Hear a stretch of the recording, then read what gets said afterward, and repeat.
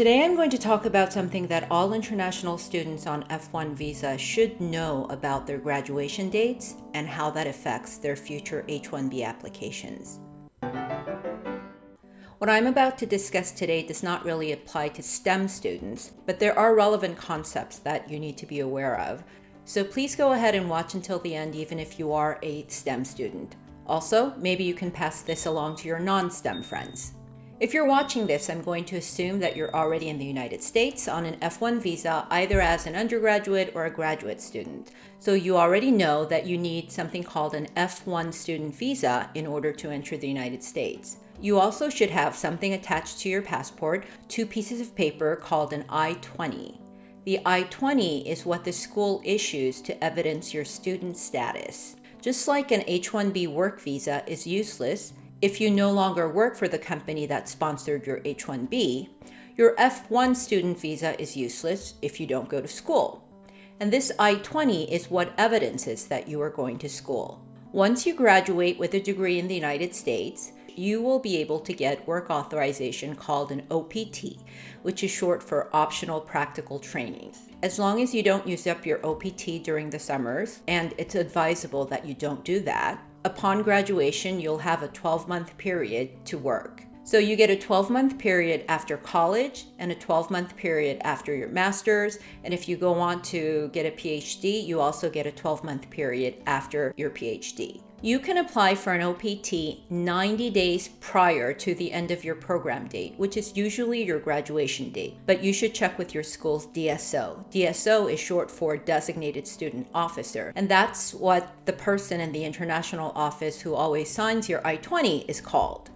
By the way, you should also know that when you leave the United States while in school, you need to get your I-20 signed in order to come back in. So you can apply for your OPT as early as 90 days prior to your program end date, or if you've already graduated, within 60 days of your program end date. I've actually spoken to people who calculated the dates wrong and applied on day 61 and got denied. So please don't cut it too close. Now, 90 days prior to your graduation and 60 days after your graduation, this 5-month window is when you can apply for the OPT. But when you apply for the OPT, you also get to designate when you want that OPT to start. The OPT start date can be as soon as the day after your program end date, or if you want, 60 days after your program end date. But it takes time for the OPT to be processed and approved. So if you need an OPT to work immediately after graduation, you should be applying for your OPT during the 90-day window before graduation. It's not uncommon for people who have applied for OPT to not be able to start their jobs because they haven't been approved, or even if they were approved, the card hasn't arrived in the mail. Many HR departments of big companies will not allow you to start working until you have the physical card in hand. This was a big problem in 2020. There was some sort of backup in the system because of COVID, and so a lot of people who got their OPT approved weren't getting their cards in the mail. The problem was so big that a bunch of students got together and sued the US government to issue their cards. Now, STEM students will get an additional 17-month STEM OPT in addition to their 12-month OPT, but you have to apply for it. So once you graduate, you apply for your 12-month OPT, and during that time, you need to secure a STEM employer. And you can only apply for the 17-month additional STEM OPT if you have an employer. That's the difference between a 12-month regular OPT, where you can apply in the beginning even if you don't have a job. I've included links below to a number of government websites that talk about OPT in quite detail, so you should take a look if you're an international student. Anyway, this was just the basics, and all this information is online, and that's not what I was talking about when I said there was one thing that people don't tell you about your graduation in OPT. And that is, if you're a non-STEM student and you haven't secured a job prior to graduation, you will run into a number of problems if you do not graduate in May. In other words, don't go through school so quickly that you graduate a semester early. Or if you need to take some time off, take off 2 semesters so you can graduate in May and not in December. Now let me walk you through some examples on why this is the case. Let's go through some hypotheticals. Mitchell graduated college in May 2020. Upon graduation, he had not secured a job before graduating, and he wanted his OPT to start immediately after graduation. So he applied for OPT early, 90 days prior to his graduation date, and he graduated late May and asked for an OPT start date of June 1st, 2020. Because the OPT is for 12 months, his OPT is going to end June 2021. So Mitchell's looking for a job. He's looking for somebody in his field of study who will sponsor him an H-1B.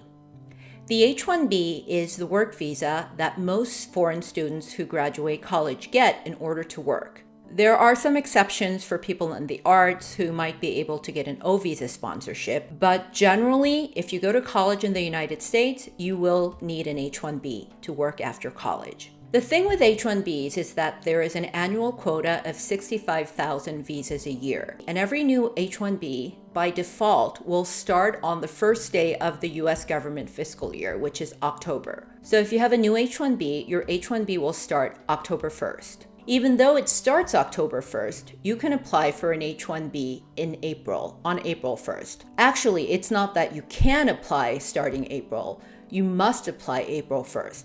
Theoretically, you can apply for an H-1B anytime between April 1st onwards until the following year, until the 65,000 quota is taken up. But in recent years, H-1B visas are basically taken up immediately when the window opens. And that is why there's something called an H-1B lottery that you might have heard of. So let's say you graduate and you find an employer, the employer loves you, wants to sponsor your H-1B, and goes ahead and sponsors your H-1B.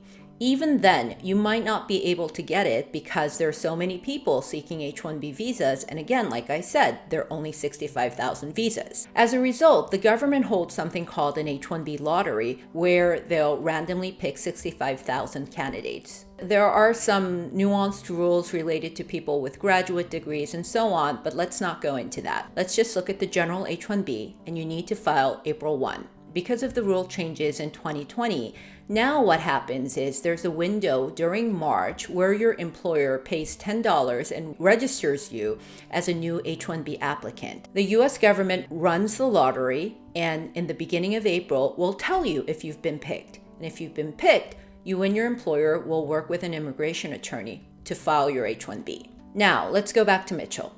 So, like I said, his OPT started June 1, and he doesn't have a job yet, which means he basically has between June 2020 and March 2021 to find an employer, start working for the employer, have the employer like him enough to say, hey, I'll sponsor your H-1B. So let's say he found an employer somewhere around this time, started working for the employer, and the employer put his number in March, he got picked in the lottery, and in April, the H-1B was filed. Remember, I said that a new H-1B always starts October 1st? Well, that means his OPT will end June 2021, and there will be a gap between when his OPT ends and when his H-1B starts, assuming his H-1 gets approved. But for purposes of today's discussion, let's just say it will be. And because this is a fairly common problem for foreign students, the USCIS has a system called Cap Gap, which gives you permission to work during this gap period.